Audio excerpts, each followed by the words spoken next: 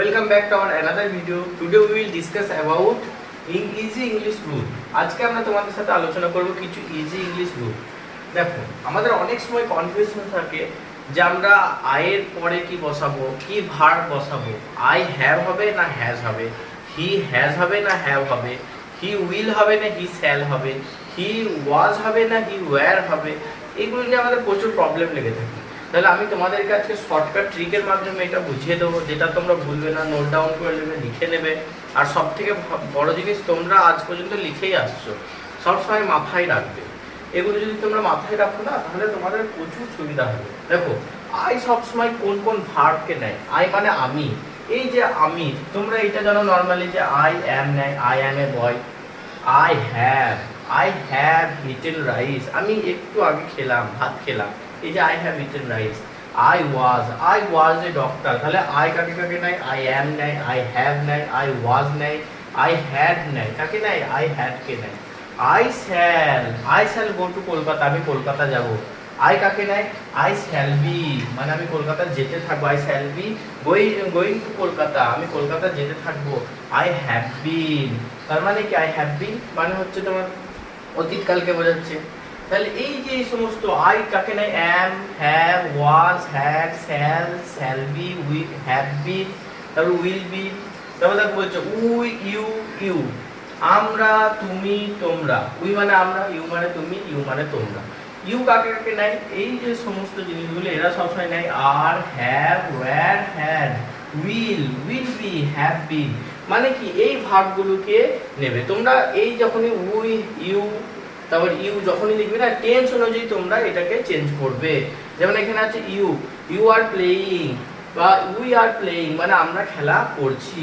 We were playing, বা we were playing football, আমরা football খেলা করছিলাম। এটা অতীতকালকে বোঝাচ্ছে। এগুলো সব টেন্সের এক একটা নিয়ম, যেটা তোমাদের শর্টকাটে বুঝিয়ে দিচ্ছি।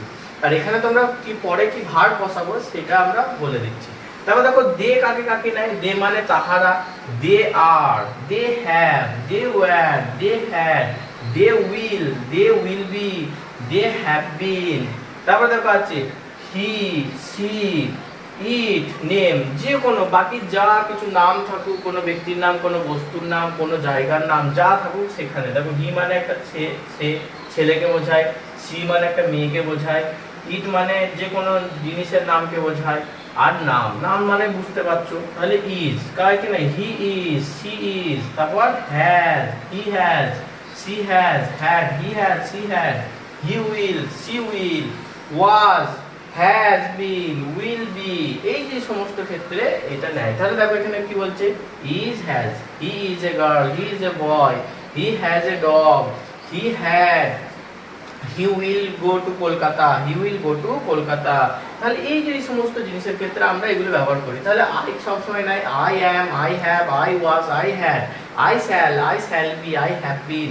You are, you have, you were, you had, you will be, you have বিন।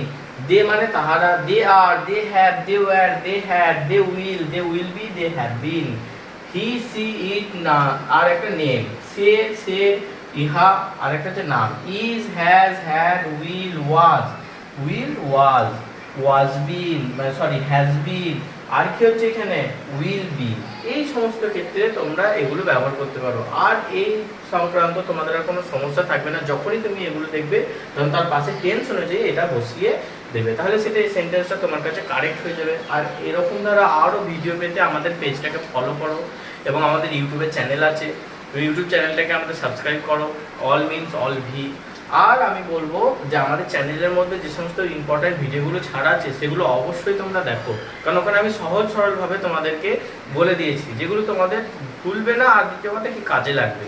আর প্রত্যেক দিন শিখতে থাকো, শেখাতে থাকো, এবং নলেজ অর্জন করতে থাকো। প্রত্যেক দিন একটু একটু করে শিখলে তুমি অনেকটা শিখে যাবে। কিন্তু একদিন তুমি অনেক শিখে নিলে, তারপরের দিন তুমি আর শিখলেই না, বা তার 10 দিন তুমি শিখলে না, তাহলে সেটা কোনো কাজের নয়।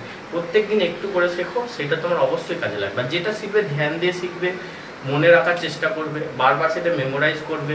আর এখনকার দিনে ইংলিশটা খুবই গুরুত্বপূর্ণ, তাই তোমাদেরকে ইংলিশটা আমি যতটা পারবো চেষ্টা করবো ভালো সহজ সরলভাবে বোঝানো। তাই আমাদের সাথে থাকো। তাহলে আজ এতটাই।